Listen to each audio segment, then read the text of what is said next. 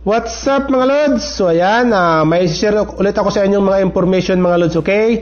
Ito yung information na to mga Lods, tutorial na to ay para dun sa mga kukuha ng Pre-Employment Orientation Seminar o yung tinatawag na PEOS Certificate, okay? Kasi pag kumukuha sila ng mga certificate or pag pipill up sila or papasok sila sa website, ang nangyayari mga Lods ay broken yung website nila, di ba? So di ba pupunta sila sa POEE, ayan. Pupunta sila sa POEE. Tapos, pupunta sila dito sa online services, ayan. Tapos, pupunta sila dito mga Lods ito ang website ng POEE, okay? So, dito, kukuha sila ng, ayan, POEs, ayan, online pre-orientation, ayan, okay? Seminar, okay? Pag kiniklik nila ito mga Lods, ang mangyayari sa kanila ay wait lang, ayan, ganyan, okay, di ba? Ganyan yung makikita nyo at lalabas sa inyong browser or device, okay? So, hindi kayo makakapasok at hindi kayo makakagawa at hindi kayo makakakuha ng certificate na kukuhain nyo, okay? So, may tutorial tayo mga Lods para makapasok kayo sa website ng POEE, okay? So, yan ang ituturo ko sa video ito, okay? Kaya kung bago ka pa lang sa aking channel na ito mga Lods, pasupport naman at palike and subscribe at papalo naman ang aking Facebook page, Oragon TV. At kung may mga katanungan kayo mga Lods, i-comment mo sa ating comment section ng video na to, okay? At sasagutin natin yan sa abot ng ating makakaya, okay? At pwede nyo rin akong i-message sa aking Facebook page. So marami kasi nagtatanong sa akin para ma-notice ko kayo agad. I-message nyo ako sa Facebook page ko, Oragon TV, okay? Ang cover ng aking Facebook page ay yung yellow at naka-peace, okay? So dito, i-open nyo lang mga Lods ang browser nyo, okay? Ang gagamitin kong browser dito, Chrome.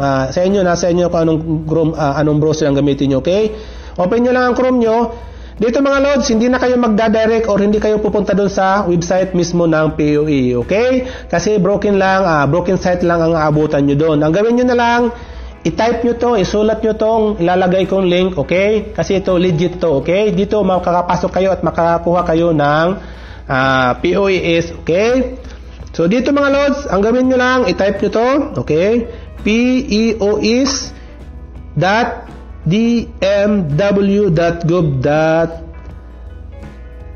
okay? Yan. Okay, i-type nyo yan, okay? Yan, na-type nyo na ba? Baka iba na-type nyo dyan, ha? Tapos, ang gawin nyo lang, pag nilagay nyo na yan, enter nyo lang.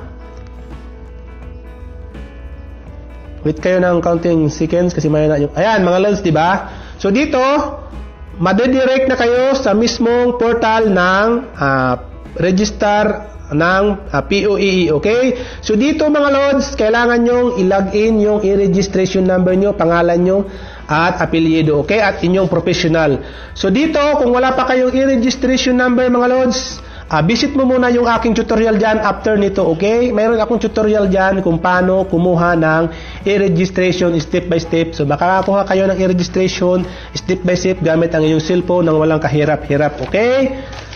So, kung meron na kayong e-registration number at nakagawa na kayo nito, ang gawin nyo na lang, ilagay nyo na lang dito ang e-registration number mo at inyong last name at ang inyong first name, tapos yung professional na nilagay nyo doon, kung skilled ba kayo or isa kayong household worker, okay? So, ayan mga Lods, kung wala pa, kung nailagay nyo na yan, pumunta lang kayo dito sa proceed, okay? So, dito pa sa proceed mga Lods, dahil meron na ako at nakapagkuha na ako ng certificate na to, so wala na sa aking lalabas dito na sinatawag na seminar, okay? Ang lalabas na dito sa akin mga Lods ay yung aking account, okay? So kung makikita nyo, completed na ako, ayan, meron na akong certificate. At dito mga Lods, kung wala pa kayong certificate, kailangan nyo sagutan ang tinatawag na 8 modules, okay? Kailangan masagutan nyo at maitama nyo or makapasa kayo sa 8 modules na to, okay?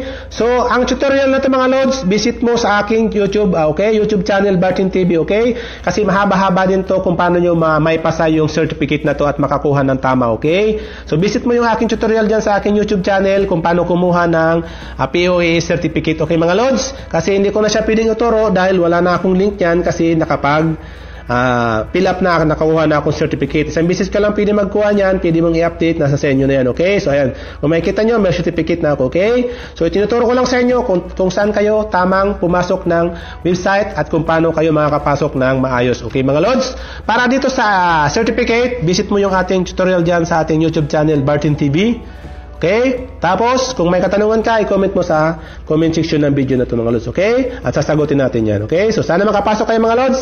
At good luck sa exam nyo. So, hanggang sa muli, much love. God bless.